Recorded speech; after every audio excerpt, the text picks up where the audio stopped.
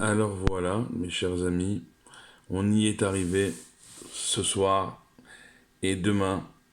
Ce soir et demain. Ce soir, d'abord, huitième bougie de Hanouka. Demain, huitième journée de Hanouka jusqu'à Shabbat. Et même, on sera une heure dans Shabbat. Et, et Hanouka, en fait, va pas se terminer cette année parce que Shabbat rentrant une heure avant la tombée de la nuit. Donc quand Shabbat rentrera demain, on sera encore une heure dans Hanouka.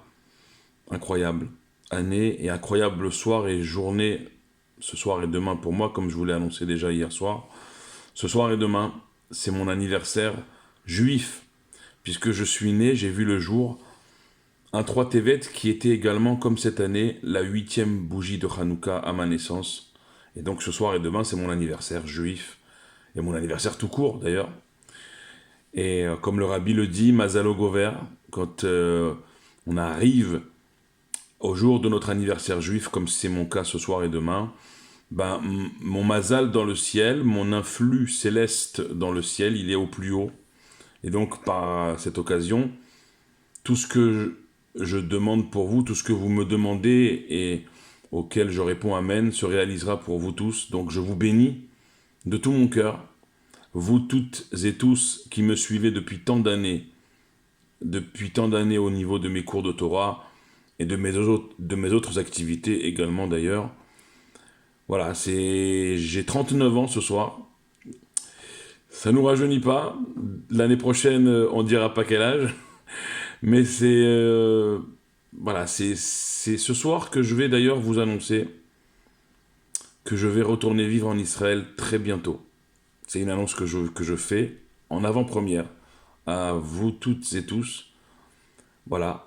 Le rabbi il dit aussi qu'il faut prendre des bonnes résolutions le jour de son anniversaire. J'en suis ému. Donc, ma bonne résolution de mon anniversaire, c'est de vous annoncer à tous que je vais bientôt, très bientôt, si Dieu veut, retourner vivre en Israël.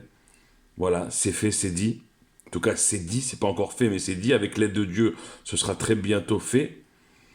Voilà, pour la bonne résolution. Vous savez que le rabbi, il a lancé cette campagne de fêter, de célébrer par Bregen, par une réunion chassidique, son anniversaire juif. Ça a été sa dernière campagne qu'il a lancée, le rabbi. Alors, c'est pas la dernière parce que le rabbi est toujours avec nous et qu'avec Mashiach, il sera à notre tête et de manière voilà, éclatante, comme le sont tous nos tzadikim, Baruch Hashem. Et le rabbi,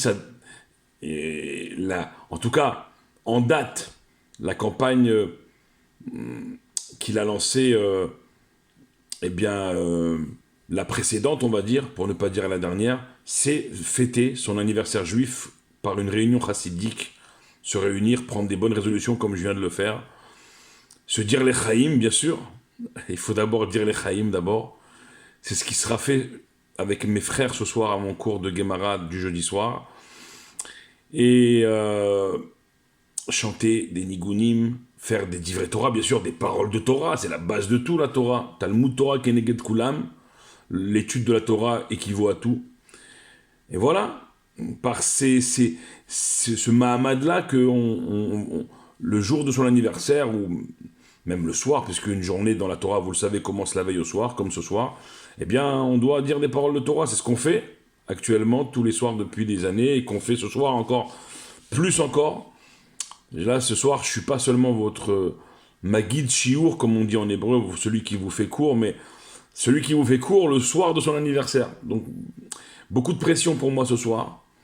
Et avant tout, bien sûr, avant de parler Torah, bien sûr que toutes nos pensées, comme chaque soir depuis le 7 octobre, vont à nos frères et sœurs en terre d'Israël, avec toutes mes brachot le soir de mon anniversaire pour nos frères et sœurs en terre d'Israël, du nord au sud, du sud au nord, les otages, que Dieu les fasse revenir sains et saufs chez eux dans leur maison très bientôt, nos soldats, que Dieu les protège dans Gaza, au nord d'Israël comme dans tout Israël, et que Dieu guérisse les soldats blessés, que Dieu console les familles d'endeuillés qui ont perdu un soldat ou plusieurs, que Dieu console toutes les familles endeuillées qui ont perdu dans les massacres du 7 octobre 1200 à 1400 personnes de leur famille, de notre famille, et que Dieu protège tout notre peuple.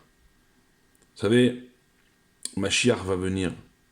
Et comme je vous le répète chaque soir, tous ceux qu'on a perdus depuis le 7 octobre, comme à toutes les époques de notre histoire juive, eh bien, on va les revoir à la venue de Mashiach avec la résurrection des morts, ce qu'on appelle Triat Hametim, qui est un des 13 principes de foi intangibles du Rambam, Maïmonide, Rabbi Moshe ben Maïmon. Les morts vont se relever très bientôt, avec très bientôt la venue de Mashiach, et on va revoir tous les soldats tombés. Il y en a eu encore aujourd'hui qui sont tombés, malheureusement. On est à 116 soldats tombés depuis le début de l'opération, et je crois près de 400 depuis le 7 octobre au niveau des soldats. Au niveau des civils, c'est 1200 à 1400. Il y a 2 otages qu'on pensait otages qu'on a découverts morts. C'est terrible. C'est terrible. Et notre cœur saigne depuis le 7 octobre. On ne vit plus pareil. Mais on sait aussi, dans le même temps, que Mashiach est proche et que donc la résurrection des morts est également proche. Les morts vont se relever et on va pouvoir les revoir. Tous ceux qui sont partis, on va les revoir debout devant nous, vivants, pour ne plus jamais les quitter. Amen, Kenny Ratson. La paracha est pleine de promesses également. Paracha de notre semaine. Un Shabbat, je vous l'ai dit. Demain, quand on rentrera dans Shabbat, 1 heure avant la tombée de la nuit, comme chaque Shabbat, on sera encore 1 heure dans Hanouka. Donc, on peut quasiment dire un Shabbat Hanouka. Extraordinaire. Paracha de Miketz, on l'a dit.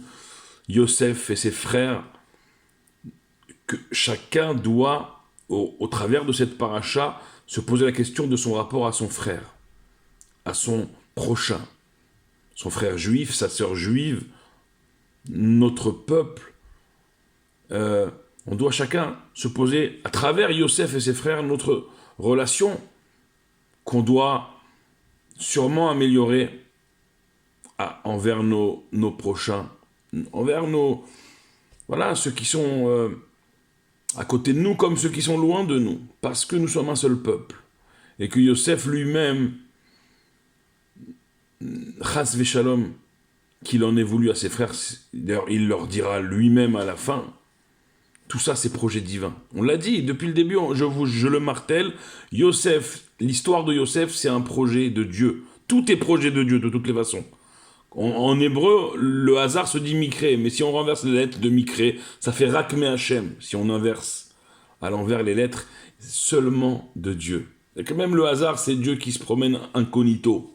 Mais c'est Dieu, tout est Dieu, il n'y a rien qui n'est pas de Dieu. Si, il y a une chose qui n'est pas de Dieu, c'est le mal. Ça, le mal, c'est nous-mêmes qui le créons avec la partie de Dieu, la Neshama qu'il y a en chaque juif. Cette partie de Dieu, quand on décide de faire la volonté contraire de Dieu, c'est-à-dire la volonté contraire du bien, puisque la volonté de Dieu, c'est le bien, la source du bien, eh bien, on nourrit une autre volonté qui n'est pas le bien, qui n'est pas la volonté de Dieu, et qui fait écran, au sens propre comme au sens figuré, entre nous et Dieu, et qui renvoie sur nous le mal qu'on a nous-mêmes commis auparavant. Mais à tout cela, il y a une force qui ne peut rien contre rien ne peut, on peut rien contre cette force. C'est quoi la force? C'est Yosef et ses frères. C'est la réponse que Yosef avait déjà fait précédemment à l'ange Gabriel lorsqu'il lui a demandé « Matevakesh, qu'est-ce que tu cherches ici ?» Yosef avait répondu « Et achai anochim mevakesh » Je demande uniquement mes frères. Je demande uniquement le bien de mes frères. Je demande uniquement le savoir savoir le bien-être de mes frères. Est-ce que mes frères vivent en bien-être, ont tout ce qu'il faut, matériellement comme spirituellement?